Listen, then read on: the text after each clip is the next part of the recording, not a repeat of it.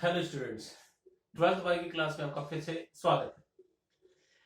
Last video में हमने structure of pollen grains के बारे में देखा, उसकी स्ट्रक्चर पूरी जानी, यानी माइक्रोस्पोरोजेनेसिस के बाद में जो पोलन ग्रेन बने तो उसकी बेसिक स्ट्रक्चर क्या होती है उसके बारे में हमने जानकारी दी।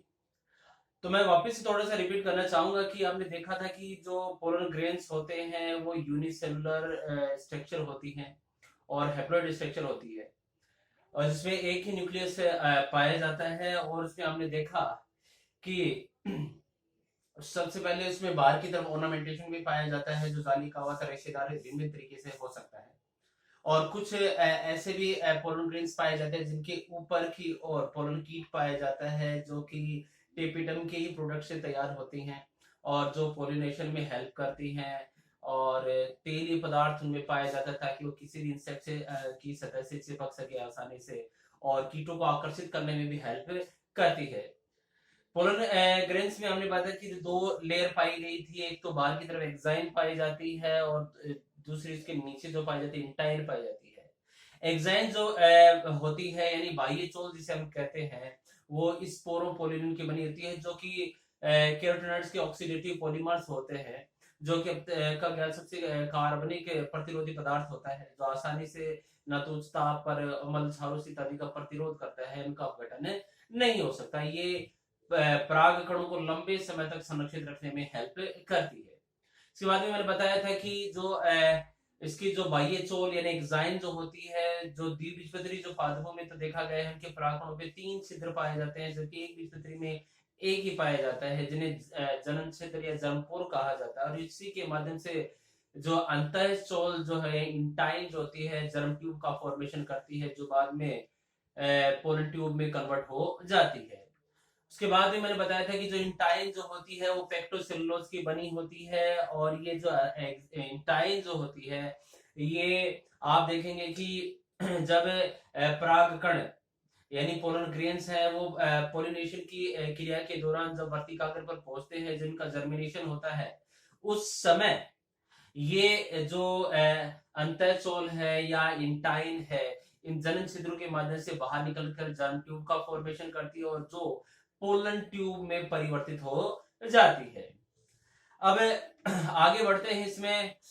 इसमें जो बात करें हम ना, हमारा जो अगला जो टॉपिक जो आता है वो आता है पोलर एलर्जी, यानी पराग एलर्जी के नाम से भी पराग एलर्जी।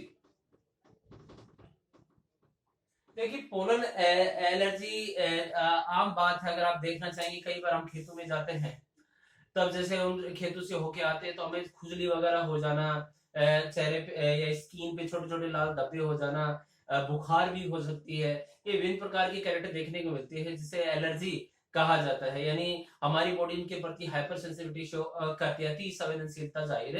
करती है। वो क्यों होता है इसके पीछे रीजन है कि जो परागकण जो होते हैं उसमें आप देखेंगे कि जो टेपिटम और अन्य जो लेयर जो होती है उनसे विभिन्न प्रकार की स्पेसिफिक प्रोटीन बनती है, और ये प्रोटीन जो है ये एक्साइन जो होते हैं उनमें पाए जाने वाले छोटे छोटे पिट्स होते हैं, गर्त जो होते हैं या छिद्र होते हैं उनमें वो दबी रहती है। जब ये पोलन ग्रेन्स किसी भी आदतग्राही या ये कहूं कि नमी वाले स्थानों के संपर्क में आती है तो ये प्रोटीन बाहर निकलती है, और बाहर निकलकर हमारी त्वचा इत्यादि से या हम उनके संपर्क में आने पर हमें विभिन्न प्रकार की एलर्जी हो सकती है, यानी ज्वर हो सकता है, यानी बुखार हो सकती है, और विभिन्न प्रकार के धब्बे हो जाना या लाल दाने हो जाना, अलग अलग प्रकार की कैरेक्टर्स दिखाई देते हैं जिसे हम पराग एलर्जी के नाम से जानते हैं। ये सभी को हो ये आवश्यक नहीं है, किसी व्यक्ति विशेष की बॉडी इनके प्रति हाइपर सेंसिटिव हो सकती है या उसके प्रति अति संवेदनशीलता दर्शा सकती है, तो इसे हम पराग एलर्जी के नाम से जानते हैं। दूसरा इसमें आता है पोलन प्रोडक्ट यानी पराग उत्पाद जिन्हें हम कहते हैं। पोलन प्रोडक्ट क्या है कि देखिए वर्तमान समय में अगर देखा जाए तो कई विभिन्न प्रकार के एथलीट जो होते हैं या विभिन्न प्रकार की जनन संबंधी जो विकार जो होते हैं किसी में, या फर्टिलिटी संबंधी विकार जो होते हैं उनसे निपटारा पाने के लिए विभिन्न प्रकार की अन्य औषधियां ली जाती हैं या शक्तिवर्धक दवाइयां ली जाती हैं। सौंदर्य प्रसाधन जो तैयार किए जा रहे हैं वो आजकल पराग कणों से निर्मित किए जा रहे हैं, जिन्हें पराग उत्पाद या पोलन प्रोडक्ट कहा जाता है। खासकर आप देखते हैं कि कुछ धावक वगैरह जो होते हैं, जो रेस वगैरह जो करते हैं, उनमें देखा जाता है कि अति ज्यादा स्टेमिना के लिए इनसे उत्पाद तैयार किए जा रहे हैं। और सौंदर्य प्रसाधक जो दवाइयां जो तैयार की जा रही हैं, वो भी इन्हीं पराग कणों से तैयार की जा रही हैं, जिनको इन सभी को पराग उत्पाद या पोलन प्रोडक्ट कहा जाता है। अब अगला जो टॉपिक आता है पोलन विएबिलिटी या पराग जीवन क्षमता।